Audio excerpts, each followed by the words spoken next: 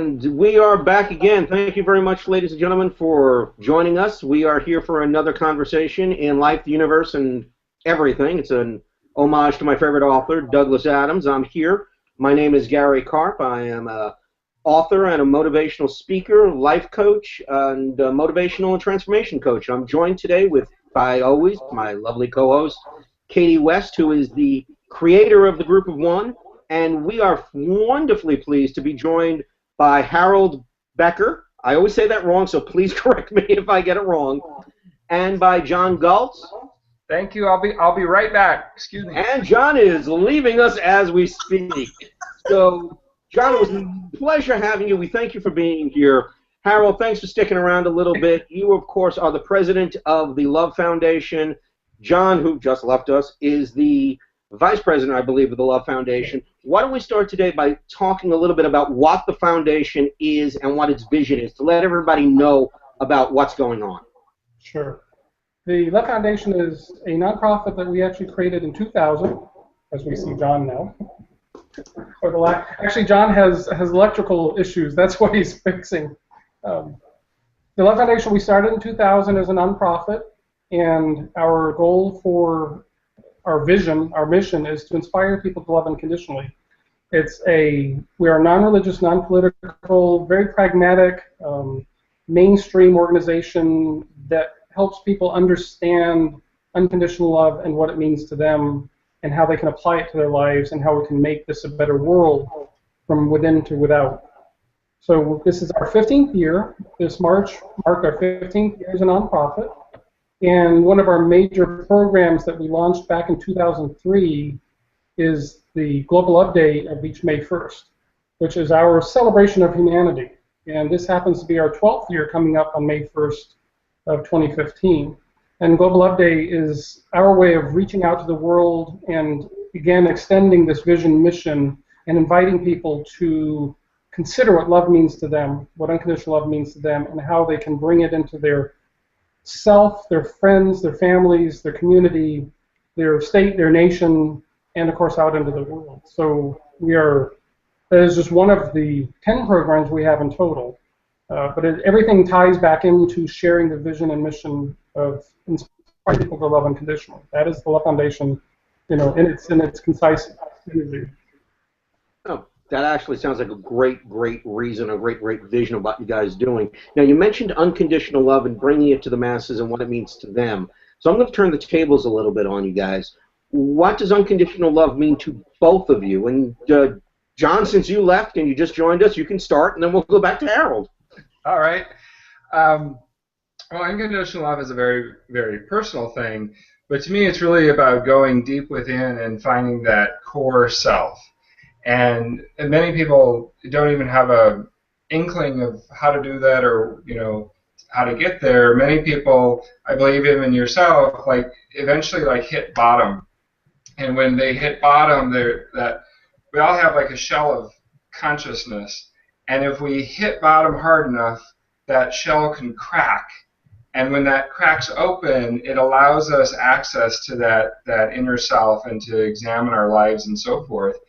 And for both Harold and I, through our own process of self-awakening, self-examination, we came to an understanding of, I love myself unconditionally.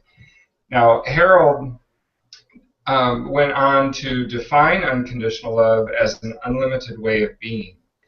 And what that means to me is, if you look at love as just sort of a very big concept, love is something that exists as a physical, emotional, mental, and etheric concept, or in his case, a way of being. It permeates all aspects of who we are. And so it goes beyond just the, oh, I love that kind of, phrase.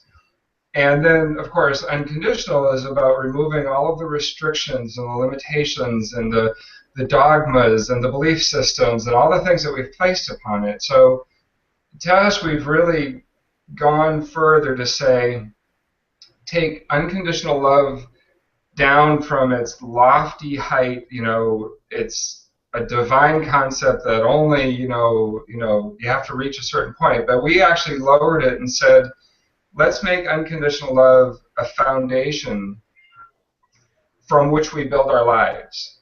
So together we've been exploring unconditional love now for 25 years together because it's the thing that has meaning. In fact, to me, the meaning of life is unconditional love. It's the thing that actually gives us meaning in all aspects of our life. It's evolved to an understanding about the actual experience of life in the now moment is about experiencing joy. So to me, it's been a progression of going deep within, finding that sense of self, that I love myself unconditionally, building on that foundation to really remove all of the layers and all of the restrictions to get to a place where I can realize and honestly say that life is about having fun. It's about experiencing a sense of joy and all the beauty that life has to offer. And I love that when you said that you took it from a high concept and you brought it down to make it a foundation. That really resonated with me because what I'm all about is taking these high spiritual, esoteric, metaphysical concepts and breaking them down into simple, practical ways that people can use them in their everyday life so they can experience the happiness and the joy. So I love that answer that you gave. And Harold, before I go to you, since you already spoke, I'm going to throw it over to Katie and see if Katie can give us her definition of unconditional love. Because when you defined the Love Foundation, it was very much attuned in what the Group of One, which Katie founded, is all about. And I'd like to hear what Katie's definition of unconditional love is as well, and also let her introduce herself to our viewers tonight. Yes, hi everybody, I'm Katie, creator of the Group of One, and also I'm a hairdresser, a kinetic chain release practitioner, an Indian head massage therapist, and a salsa instructor. So there we go. So that's what I do. So with regards to unconditional love, yeah, when I, many reasons why I set up the Group of One, but one in particular was for a platform for people to go where, okay, how can I put it? Right, unconditional love for me. I was born into unconditional love, so my parents loved me unconditionally.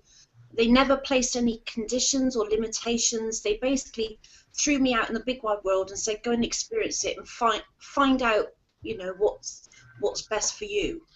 And so I got that from an early age anyway.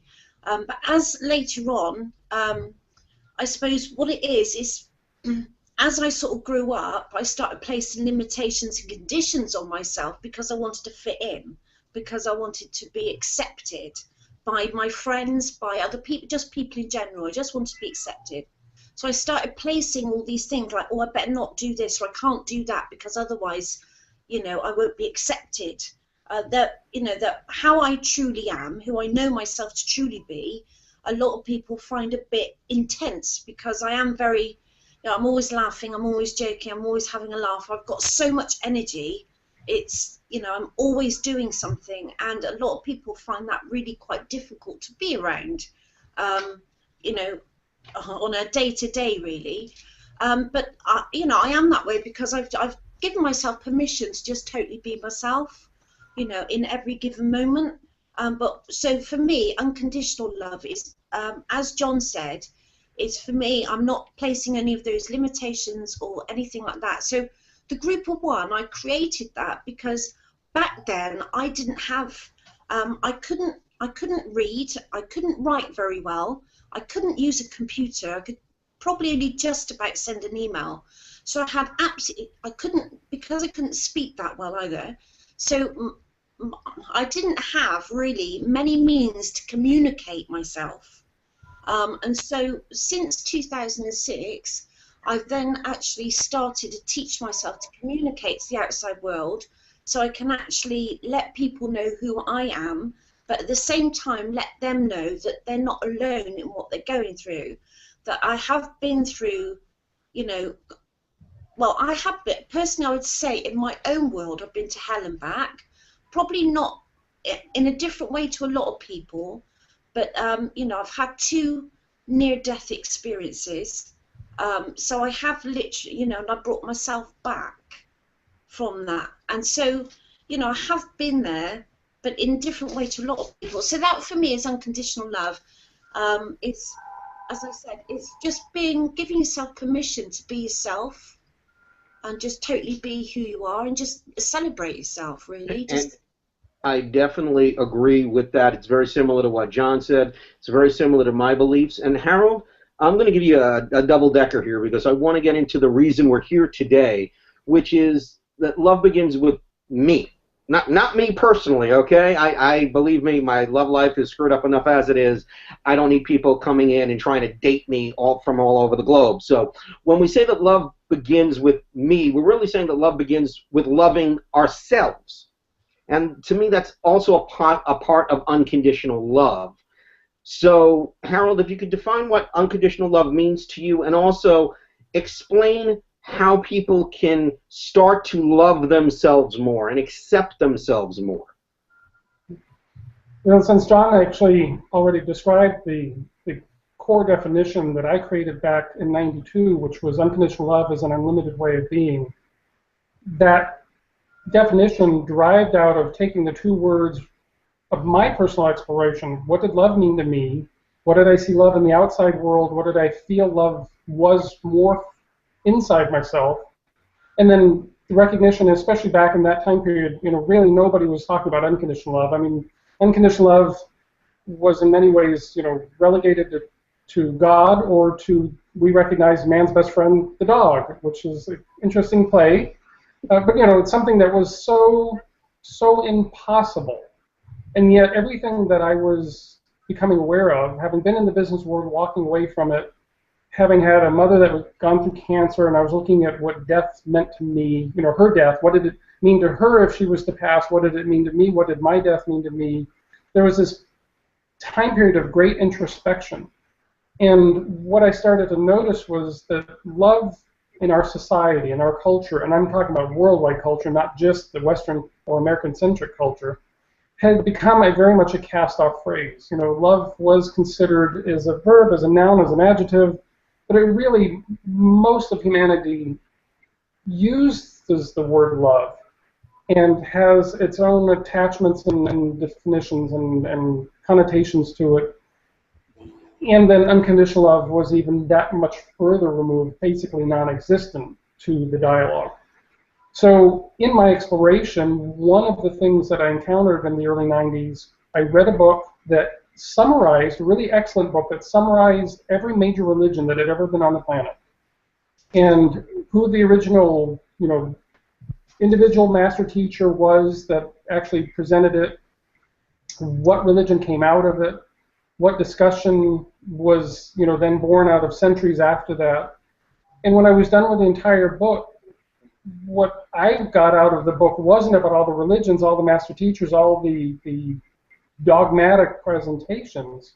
What I got out of it was the fact that every religion had been based on a singular teaching of love. There was, you know, that whoever it was that dropped the initial seed, the teaching was of love. What was that? When I put the book down, it just struck me so odd, like if every major religion was based on the core teaching of love and nothing else, why are we so far away from an understanding of love? So I think at that point there was an inner shift for me that said I wanted to explore what love really meant, and then into unconditional love, and to really explore a deeper meaning, a deeper understanding, and like what you mentioned earlier, I've always had it in my back of my head, I call it, but in my psyche, that anything and everything I would find, if I were to share it, I had to do it first for myself, basically prove it to myself, or I'm not going to share it. And then it has always been about, in the 25 years that I've been doing this, it remains the single consistent idea that it has to be universally translatable and transferable. In other words, how I write about it, what I share about it, it has to be something that is understandable in any culture, in any dimension, really connecting that inner human. Mm-hmm. You know, as John mentioned about the hitting bottom, one of the things that didn't really happen for me, more like Katie, is I came up in a very essentially loving household. You know, maybe not necessarily unconditional, but I didn't have all the physical traumas and dramas, the verbal traumas and dramas. I mean, I can say that I had challenges in every step of my life, but I didn't necessarily have such dramatic experiences that others might have. And yet, I was suicidal in high school. You know, had my own difficulties of embracing myself and understanding who I was. And, you know, the shames, the embarrassments, the guilt, the worries that I had were, I realized, on par with anybody else that could have had a very dramatic experience. And to compare the two, one would, you know, humanly, we tend to look at the very dramatic as being the more awful. But in fact, my life, for me internally, was as awful as others, if not more. So hitting bottom wouldn't have been like an obvious thing. Hitting bottom for me would be like, I've got to recognize myself. And what I've found over my journey is that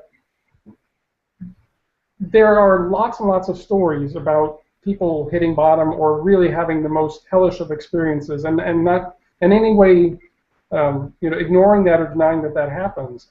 I also have found that there's a very large majority of people on the planet that have very basic, decent lives, and yet they're still searching, they're still wondering, they're still disconnected, they still have their inner doubts, fears, worries, concerns, and you know, that is really not talked about, because you can't, you know, it's almost easier to talk about your dramatic story and get sympathy, but if you had a decent life and you're still, you know, you feel you're still completely screwed up as an individual, you know, you don't want to talk about it because it seems inconsistent.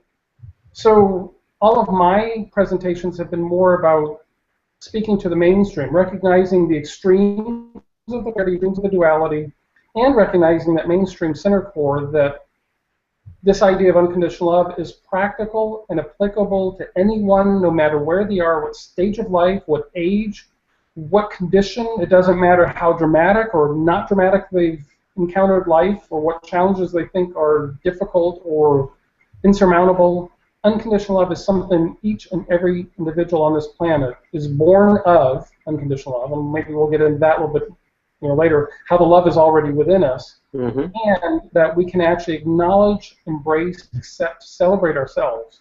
Because in fact, that's where it has to start. Because if we don't celebrate ourselves, it's impossible for us to change any condition in our outer world. It has to come from within. And where most of humanity is looking for love outside themselves, what they've missed is the secret of the eternal ages is that's right here inside of ourselves. All we have to do is turn within, acknowledge it, embrace it, accept it, and then, you know, over our own experience begin to flow and share it. And I agree with you 100% on that, especially when you're talking about it's easier for people to share their dramas and to get empathy or to get pity than it is for people who may look successful on the outside but still have their doubts and their worries or their fears, because that is associated with weakness. And unfortunately, what I find in today's world, in today's society, especially Western culture, American culture, especially to the man, is that we cannot show weakness. We cannot show confusion. We cannot show that we really don't know what the hell we're doing, that we're just making it up as we go along 90% of the time, that we have to show people that we have a plan. And that in itself, I think, is one of the major reasons people don't want to talk about unconditional love outside of the context of God, parents, and the dog.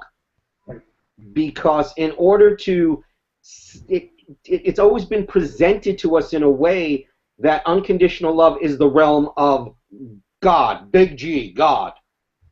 And people don't realize that, my personal beliefs here, that we are God. We are our own gods. We are in control of our own lives, and therefore the love must come from ourselves first and permeate outwards, and that we are all worthy of love. So I agree with exactly what you're saying. I believe there's only two choices you can make: come from a place of love, come from a place of fear. Those are the only two that you can. And until people, my personal view, can get to the point where they can accept themselves, warts and all, and realize that They don't need to be perfect. They just need to be the perfect them. That unconditional love is always going to be out of reach. Now, for me, the way I teach my clients and when I give my workshops and seminars, the people who attend them to do this is through meditation, through visualization exercises. I find these things to be two of merely the most powerful ways of gaining unconditional love in the long term. How are some ways that, and anyone can jump in here, how are some ways that you find that you would tell people that they can have that unconditional love, that they can attain it, that really they don't even have to attain it, they just have to reach inside and grab it and accept that it's already part of themselves? Well, I'll jump in for my part, just because the understanding of thoughts and feelings is cornerstone. It's where I started. Is that when we recognize that we are the thinker and we are the feeler, that we have choice, and this is something that was the fundamental beginnings of what I started to do after I left my banking world and all the business world, is that I started to realize something that wasn't being taught, is that my thoughts and feelings, the things that rattled around in my head 24/7, were adding to and creating the reality. And initially I focused a lot on beginning to focus singularly on my thoughts, because at least I realized if I could begin to notice the thoughts I was having, I had the opportunity to choose a different thought. Mm-hmm. It's an endless stream. I will say that over time I started to recognize that thoughts needed feeling, the masculine and the feminine coming together. So the feeling was a bit more intangible for people to grasp. So I start people with thought, because that's something that they can actually, hear, and they recognize. If they become aware of the fact that they have choice, they can then begin to think differently. And Harold, what you're saying, I'm just going to interrupt you for a moment, because what you're saying here is what I call a concept of mindfulness. And it may not be the classic yogic, Ayurvedic definition of mindfulness, but it is what I call it, and what other 21st century gurus and New Age teachers that are out there, which we do all have that ability to choose our thoughts and be mindful of it. And part of that is not to judge. And you're absolutely right with what you were saying before on that. That's where it starts. It starts with the knowledge that we do have a choice, that we're not automatons, that the feelings we have are neither good nor bad. They simply are. They become good nor bad because we tell ourselves that's a good feeling, that's a bad feeling. And if we could stop in the moment and just look at the thought that we're having, recognize it as a thought, and say, do I want to have this, or do I just want to let it go and swim through the flotsam and jetsam of my head and leave, that would be a great way. Now, I'm curious to how you tie that into feelings, because the way, when I teach people how to do it, I teach people to recognize their thoughts, and then through the process of visualization, meditation, and breathing, to then just see it neither as good nor bad, just as an event. And rather than judging it, you should see, is it moving you closer to who you choose to be or further away from who you're choosing to be, instead of defining it. How do you add a feeling to that? I'm curious on that. Well, the feeling part, because we're talking about the masculine and feminine, the left and right, the creator and the manifester. The feminine energy is the intuitive, the gatherer, the bringer of the energy that we could call feeling. The physicalness, the manifestation, is the masculine energy, which is the ability to manifest. So the way I simplify it is, our feminine side is our imagination, and our masculine side is our willpower. And one of the metaphors I've used for a very long time, it describes, like, since each of us are sitting in a room, for example, I will ask the question, before this room was a room, what was it? Before we had the walls, the doors, the windows, everything that happens around us, the chairs that are underneath us at the moment, what was it? Well, it was a series of materials. It was a series of finished materials that we put together. Before that, it was natural resources. But what was it before that? It was a blueprint of someone wanting to build the building that has the room that we happen to be sitting in. Or someone had the idea that they wanted to create a chair. And then in that idea, that blueprint, we end up having the idea, which is a thought, oh, I want to build a chair. But if we don't ever do anything more with that, it sits there and never becomes anything. But if we start to say and feel with desire, we're using our imagination for this idea of having a chair, and then we add the desire, the feeling. As we add more feeling to these thoughts, we begin to manifest. Now, in the linear world, we start to pull it all together through what we consider very physical, obvious things. We go to the hardware store, we go to the contractor, whatever. But what I attempt to show people is if you go back to your initial creative space, that's where all the magic is. Mm-hmm. The feeling world is different in this instance, and why I share that as an example is that feeling world is different than what most of humanity identifies as feelings, which are really their emotions. Emotions are much more of a physicalness and an energy that we've accepted, drawn in, and usually more of fear, more of doubt, more of guilt, more of worry, more of shame. That energy of emotion is usually trigger points, and that will often hit quicker than the actual feeling. So we're working to get people back to their creative nature. In other words, when we get back to the creative nature, then we can actually even ask the question behind the question, is where did that original impulse come from? Was it a thought or a feeling? I mean, that becomes more esoteric. I try to show people more of the immediacy of their experience and recognize that they are creator beings. As you said, I am God also. Not necessarily your words, but the same idea.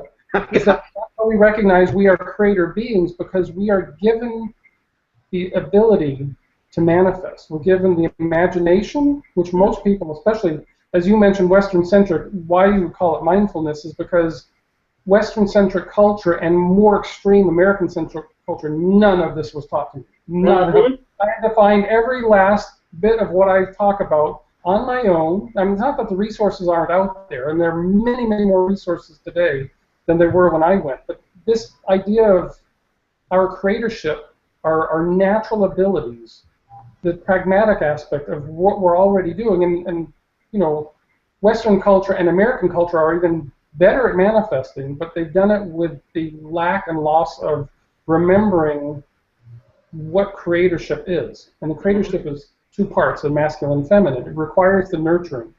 You know, we can build, you know, row houses after row houses, but if we're destroying the earth, eventually we have no earth, and we just have a bunch of row houses.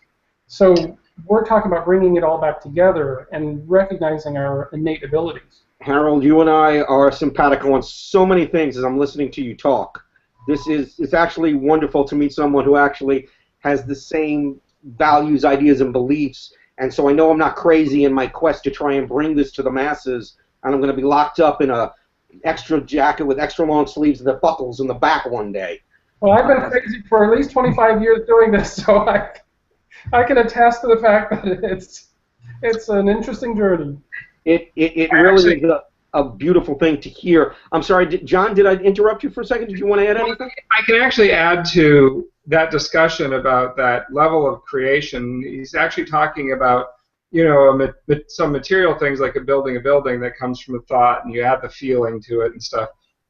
But to the point of our overall theme of love begins with me, when you can go deep within and realize that, okay, I am God also, as we said, or that inner part of me, that core is love, that unconditional love that resides within me, then that thought and feeling as I'm manifesting in the world, whether it be material things or relationships or, you know, you name it, even health and well-being, that love begins with me, then again, it's like the foundation. We're building on that foundation coming from the core of our being. Love begins with me, and it's expanding in my world, and it's influencing everything that I see and touch and feel. So now, how do you...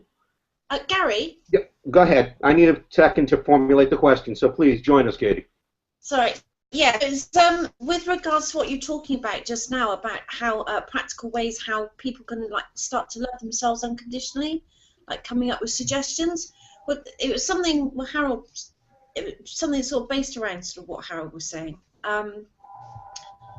With regards to, okay, my sort of advice, and it's what I sort of encourage people that I speak to sort of, you know, try and do, is to focus on, instead of focusing on what they don't want to happen, or even talking about it, or really putting all their focus and energy on what they don't want or how they don't want to be, or anything that's really not going to serve them, and taking all that focus and all that energy and placing it on what they do want, so, and being what they do want, whether it's joyful, happy, so forth.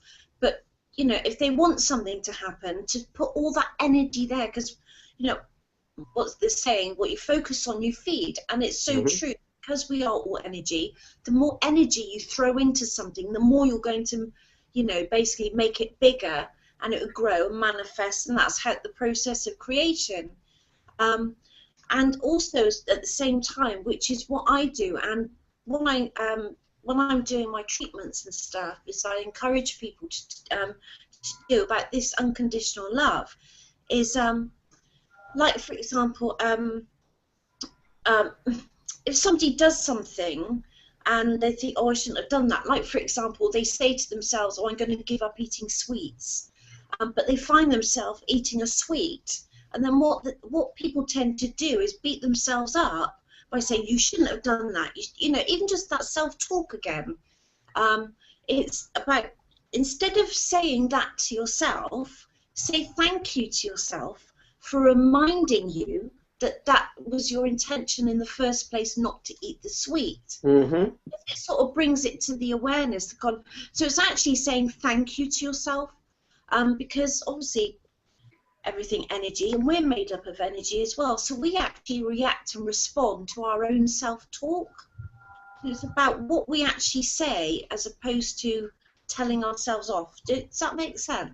Absolutely. It goes back to really what I think we're all saying about mindfulness and being able to look at the thoughts that you're having, is not to be judgmental and to accept it, because in my opinion, the minute you judge something, especially if you judge it as a bad thing, which 99% of the times we do, you're cutting yourself off from the energy that can get you to where you want to go.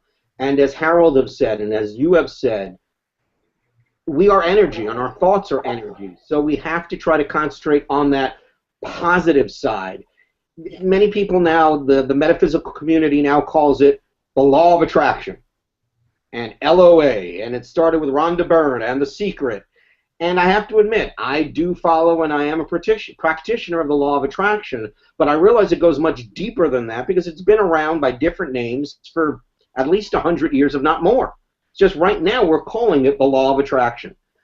You have to remain positive. As you said, and I don't know how you said it, so I'm going to put it in my terms, energy flows where intention goes. So whatever you're concentrating on, you're going to create, you're going to manifest. Whether that is a house, as Harold alluded to, or whether that is love, whether that is hate, whatever that emotion, because emotion is simply just thought energy. If you're putting your energy and your intention there, that's where you're going to go. So when we say love begins with me, we have to break that pattern of negative thought. And this brings me to my next question, which I'll throw up to all three of you. Because Harold said, when he was talking about mindfulness and why we call it this way in the West, was for the last 25 years, it was basically non-existent in the West. But if we look at Eastern philosophies, if we look at Eastern spirituality, they always had this concept of mindfulness. And the main difference is Eastern philosophies and spirituality, whether it's Tao, whether it's Zen, whether it's Buddha. By the way, this is my cat Thomas's tail. So thank you for the clarification, Gary. We weren't quite sure what that was rising up out of the sky there. Well, I would say it's a French tickler, but then it turns into a whole different show. We are talking about love, so it's hard to tell what version you were going to share. Getting back to my serious conversation, because this is serious, Gary, in this box. The Eastern philosophies look in where the Western philosophies look out. And a lot of that has to do with taking responsibility for personal lives. But how do we get to change that culture in the West where our three major religions, whether it's Islam, Judaism or Christianity in any of its forms are telling you, A, you're a sinner, okay? And B, you have to look outside for approval, which macrocostically will say look at God, but microcostically, smallly, says that I have to take my approval from my parents, from my friends, from my teacher, and always be looking for that, as opposed to Eastern philosophy that says we are God into ourselves, we are the temple into ourselves. How do we change that? Because until we do, I don't think unconditional love can really spread through the Western world in the way that I believe we all wanted to see it happen. Use that too. I don't think you can change. It's not really about changing what's been. I think it's about creating something new and allowing people to be attracted to it. Okay. So, to me, if we can all collectively set an example of and have people say, why are you happy? Well, because I love myself unconditionally. I was going to make a point to Katie's about what are some of the tools, and I love that and work with the law of attraction and put energy into the thing that you desire. But I think, and if I remember back, 25 years, there were some really big chunks of icky stuff that that I couldn't see the positive stuff on the other side of it because it was just in the way. And the tool that comes to mind is forgiveness. And just forgiving yourself, forgiving your parents, forgiving the experiences and all that kind of stuff, because the unconditional love is already there. Mm-hmm. We just have to remove the layers. And those layers are all of the hurts and the traumas and the belief systems and the layers and to the point of the religions that say look outside of yourself and so forth. That's just another belief system. And having gone, through the church and so forth, I had to get to the point where it didn't make sense to me. And for me, and if you don't mind me digressing into that a bit, please go ahead. There was church, religion, and faith. Mm-hmm. And church to me was sort of a community. It was friends and sort of extended family, and we did trips together and stuff. And that part to me I really enjoyed.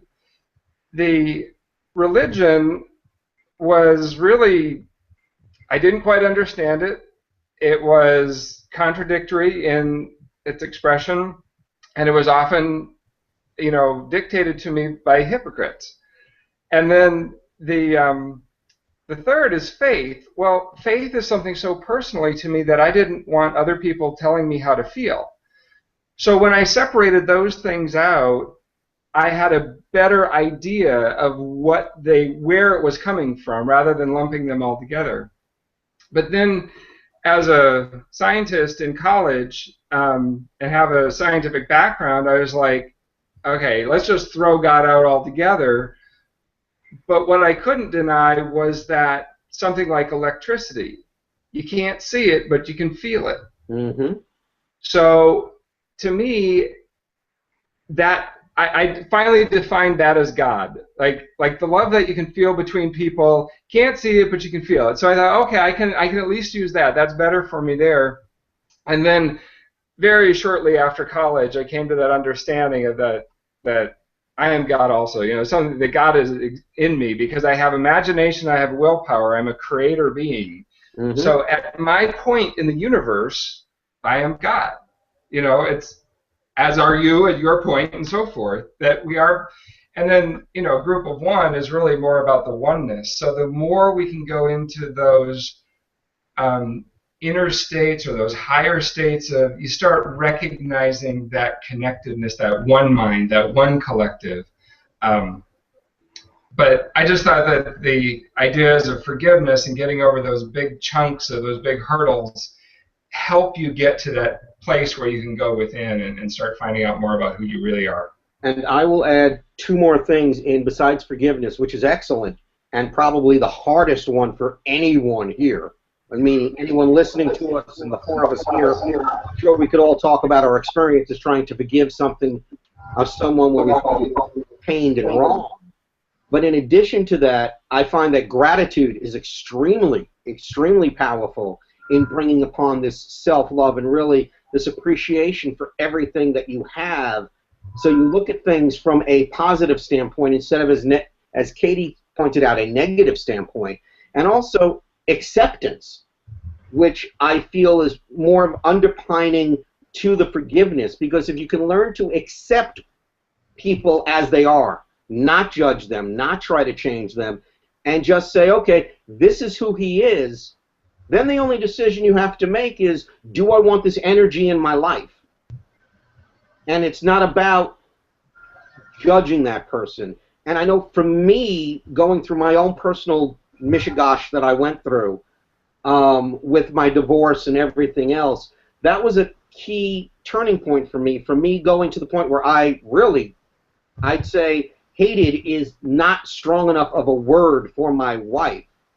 There was a time that if my wife died in a bus accident, I would be upset for the people who were late to work than I would be over her passing.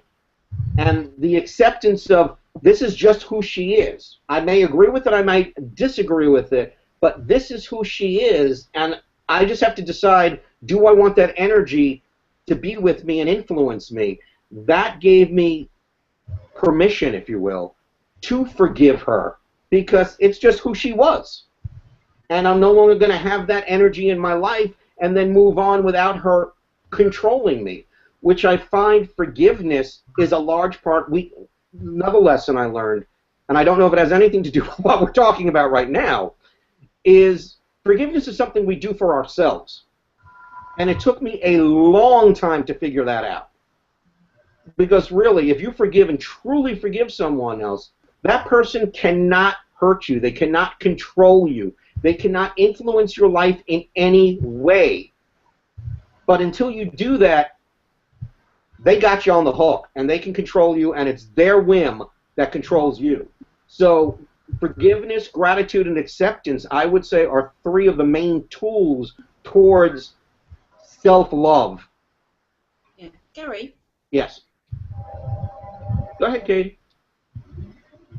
Just talking about before that, with regards to you talked about religion and faith, what John was talking about. I can't remember the sort of question you asked, but with regards to, how's unconditional love fit? The question. We seem to be having an issue with Katie. Katie, can you hear me? Me? Can you hear me? Yep, you're good now. Okay, you were breaking up before, but you're fine. Okay, sorry. With regards to what you're saying about the religions and stuff, and about how can unconditional love sort of fit into with all that's going on, I'm aware that I'm the creator of my own reality. Else. Can you hear me all right? No. We're having a little technical difficulty with Katie. So I'll sign out and sign in again, shall I? Katie's going to leave us and come back in, and that just leaves it to be the guy show for the next 2 or 3 minutes. So I'm really at this moment at a loss of where to take this. So. Well, actually, I'd like to make a point, since it's been brought up in generic terms about law of attraction, and since we're pulling a bigger picture together, and a lot of times for people to better understand, they need to understand the pieces in order to understand the whole. We give the big picture, love begins with me, here are the pieces that add up to it, and here's how you can understand the pieces to come back to the whole. Mm-hmm. One of the things that is a theme that is being discussed in this show that is not actually being voiced is that most of us on this planet don't really know who we are. We are an amalgamation of everything that has been taught to us, every suggestion, these days every piece of social advice, every piece of TV, film, our mentors, our peers, society, the political, most people don't know who they are at their core. Mm-hmm. And when they're attracting, they only tend to still look outside of themselves. They tend to look out, if I have these things, I will be happier. Yep. And that is the downside of what you were referring to with things of law of attraction, why it is actually deeper. We can actually say, John and I in our journey, that where we started, we were applying a lot of law of attraction unknowingly, because there wasn't terminology for that. But things that we would have attracted 25 years ago are radically different than things we would attract today.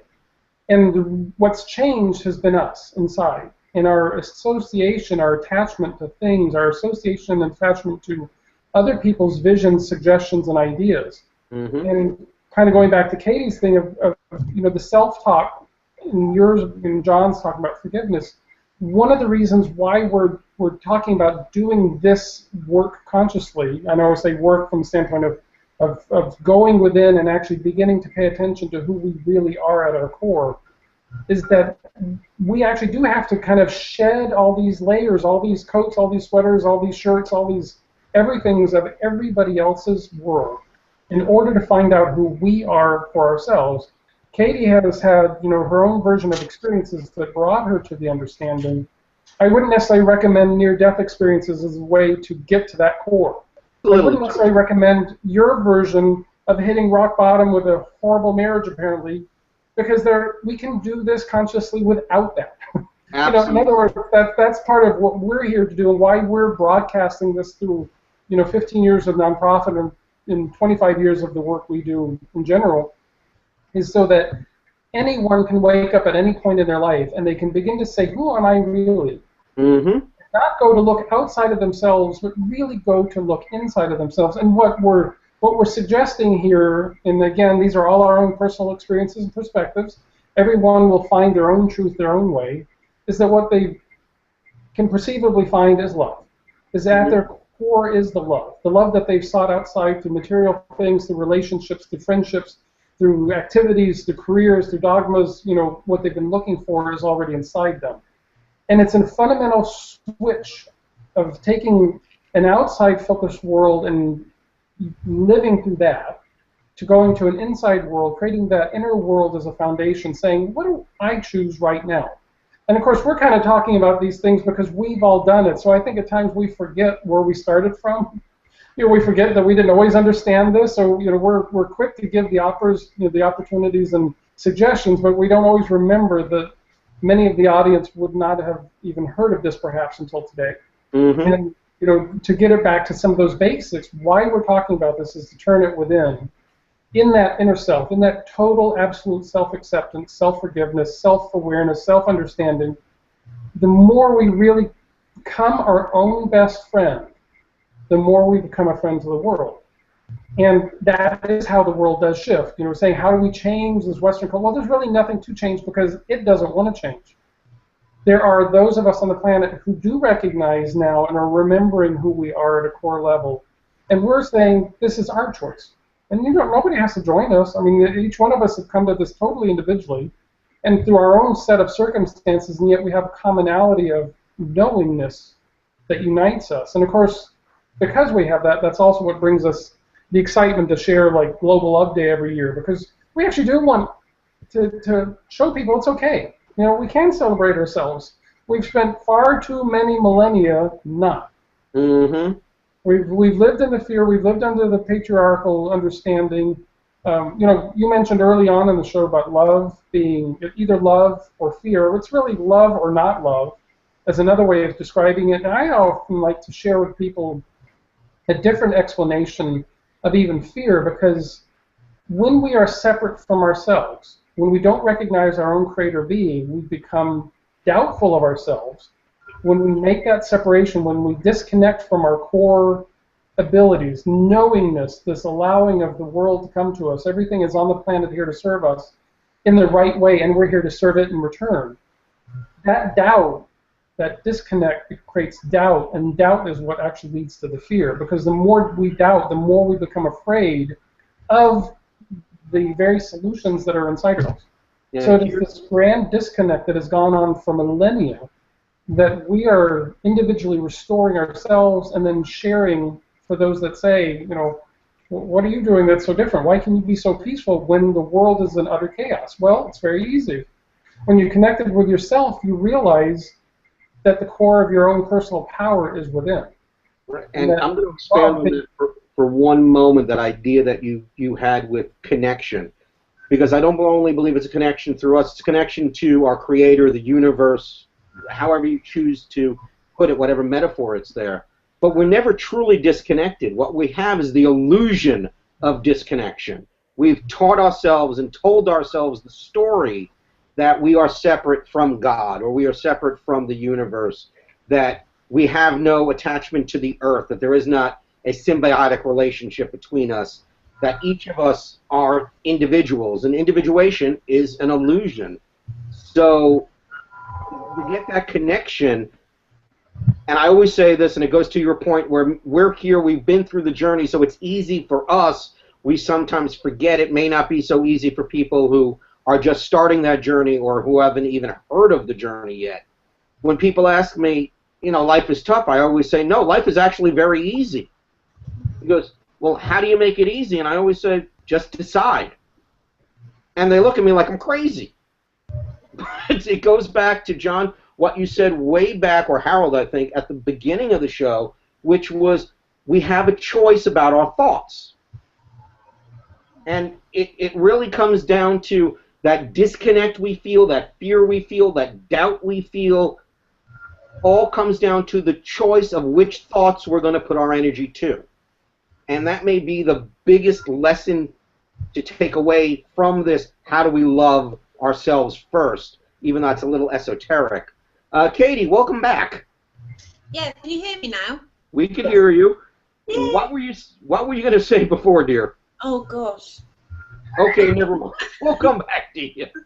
Oh, no, I think actually it brings it perfectly into sort of what you've been talking about, because I suppose how I sort of view the world is, yes, obviously everything's connected, but I very often I find myself saying I am not in the world is in me, and so everything, I don't see everything out there as being out there. I just see everything out there as being actually what's going on inside me, and so what I found over the time, like the years, is that the more every time I changed, I don't know, sort of acted in my now, did what felt right for me in every given moment, I shifted my perspective, which then sort of created a different sort of reality to experience.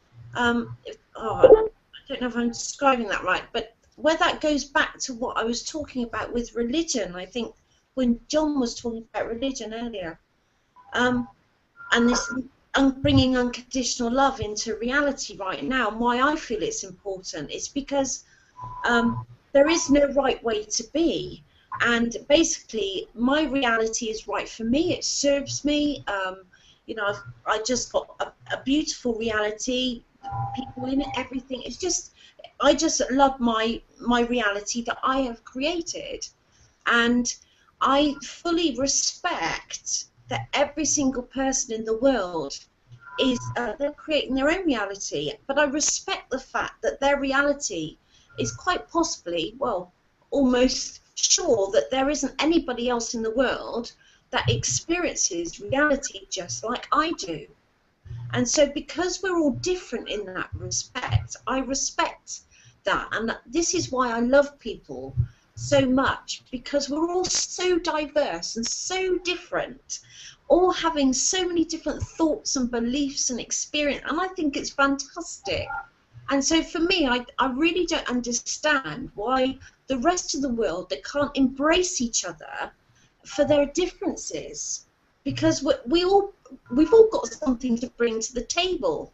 And that for me, that's what Global Love Day is all about. And that's for me, for bringing unconditional love, is just accepting people for who they are, as opposed to trying to change them or trying to get them to fit in. And this life isn't a competition. It's not about being better than the other, or any. It's, for me, life is about acceptance.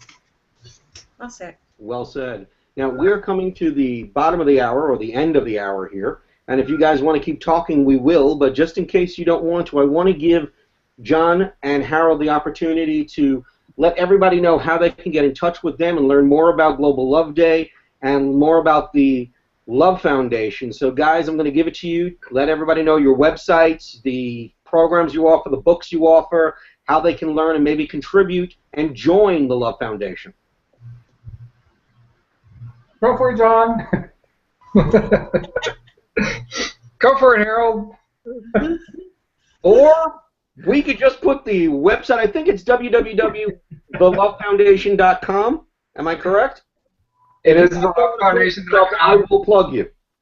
We also have globalloveday.org. Global Love Day, it was brought up but not really talked about.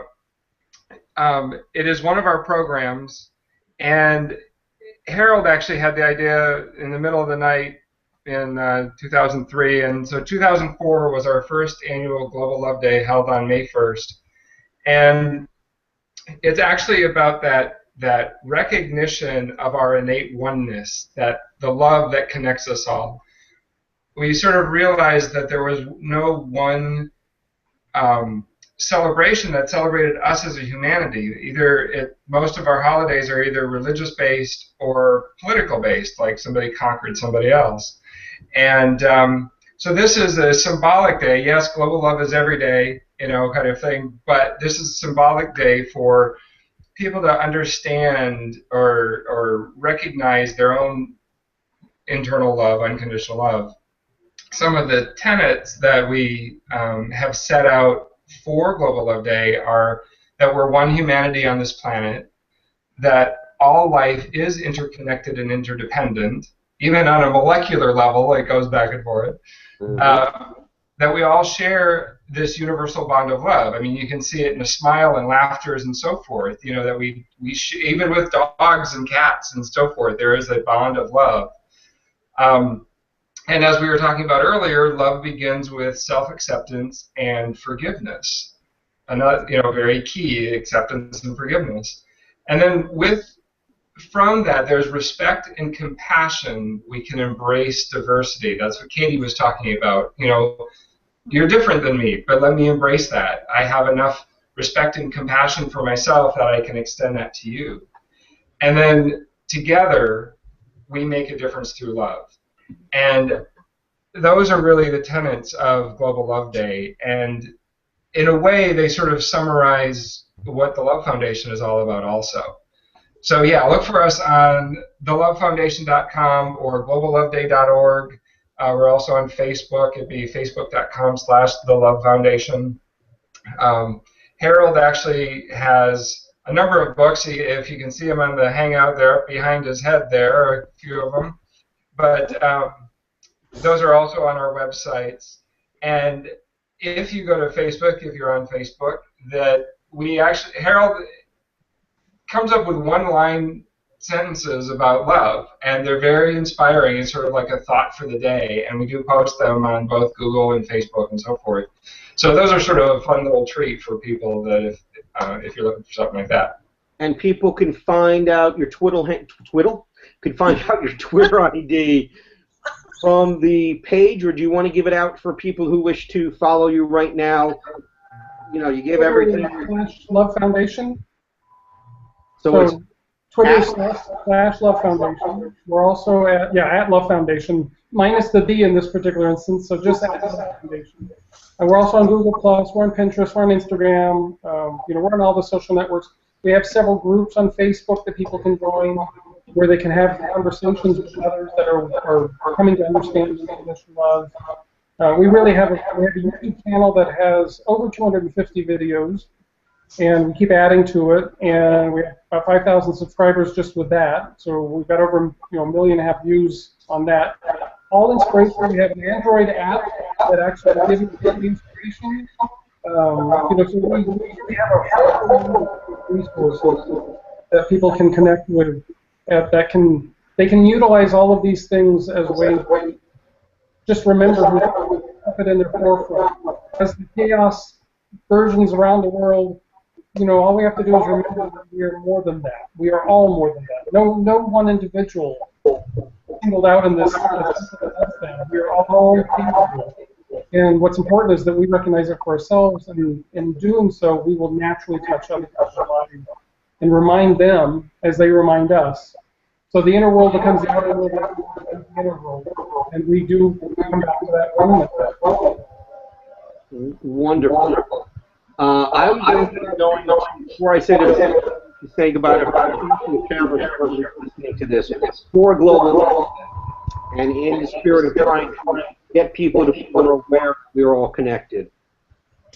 I would challenge everyone, all four of us here, and everyone who's listening to us, to do one special thing for somebody on that day, or hey, let's just say every day of that month.